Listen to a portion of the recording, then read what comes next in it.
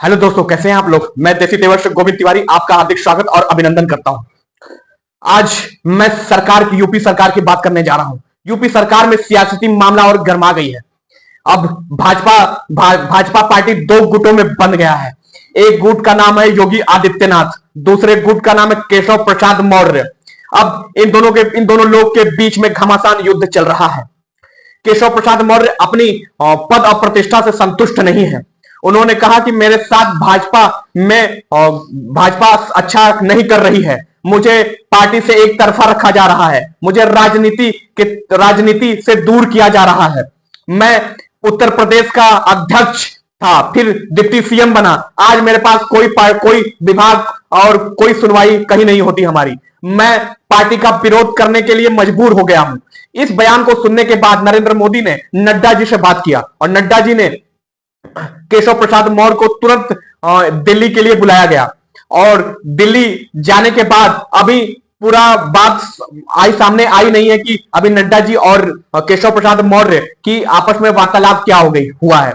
और कुछ विधायक बता रहे हैं, कुछ माननीय विधायक बता रहे हैं कि हमें लग रहा है कि योगी आदित्यनाथ को कुर्सी छोड़नी पड़ सकती है, कि केशव प्रसाद मौर्य भी एक भारतीय जनता पार्टी में स्तंभ के रूप में नेता हैं। और बहुत ये जताया जा रहा है कि हो सकता है कि सीएम बनने का चांस उनको मिल सकता है और योगी आदित्यनाथ को कोई अदर प्रमुख विभाग देकर संतुष्ट करना पड़ सकता है।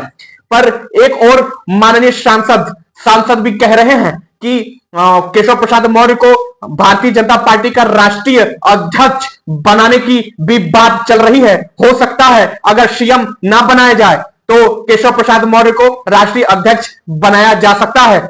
इसे सुन के योगी आदित्यनाथ ने कहा कि अफवाहों पे ध्यान ना दे, हमारे और केशव प्रसाद मौर्य के बीच में अभी राजनीतिक संबंध है और जहां तक रही है परिवार में विवाद तो होते रहते हैं, तो छोटे मोटे चीज को हम लोग आपस में बैठ कर सुलझा और समझ सकते हैं।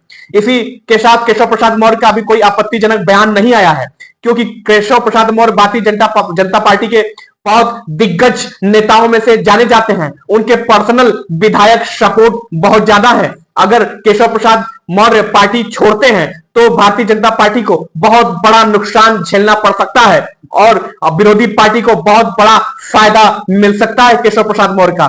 तो भारतीय जनता पार्टी के प्रधानमंत्री नरेंद्र मोदी और नड्डा जी ये नहीं चाहेंगे कि भारतीय जनता पार्टी से केशव प्रसाद मौर्य का नाम हटे और उनका अस्तित्व मिटे, क्योंकि अगर केशव प्रसाद मौर्य को हटाया गया तो पार्टी कमजोर हो सकती है, क्योंकि केशव प्रसाद मौर्य राजनीति स्तर से मजबूत नेता हैं। इसी के साथ माननीय नड्डा जी और केशव प्रसाद मौर्य के बीच आज मीटिंग काफी देर से चली है। अभी कोई सूचना नहीं आया है कि किस बात पे चर्चा हुई है और कौन सी पोस्ट केशव प्रसाद मौर्य को दिया जाएगा। पर योगी आदित्यनाथ ने एक बात और बोली। उन्होंने कहा केशव प्रसाद मौर्य को एक गद्दावर नेता है और भारतीय जनता पार्टी उनके निर्देशों पर भी चलती है, उनके आदर्शों को भी मानती है। पर ऐसा नहीं कि उनका भारतीय जनता पार्टी में सम्मान नहीं मिला और उनको पार्टी से निष्कासित या दूर रखा गया राजनीति से, ऐसा नहीं है। उनको मिलकर बातचीत करके बात को सुलझाना चाहिए, ना कि बात को बढ़ाना चाहिए।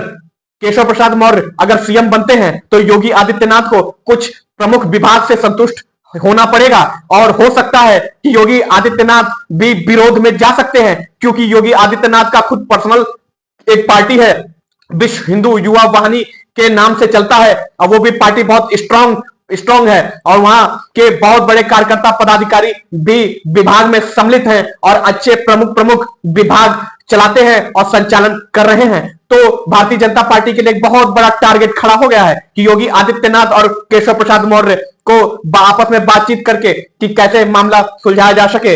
इसका मामला यही सुलझ सकता है कि केशव प्रसाद मौर्य को राष्ट्रीय अध्यक्ष बना दिया जाए और योगी आदित्यनाथ को सीएम पद पे रखा जाए।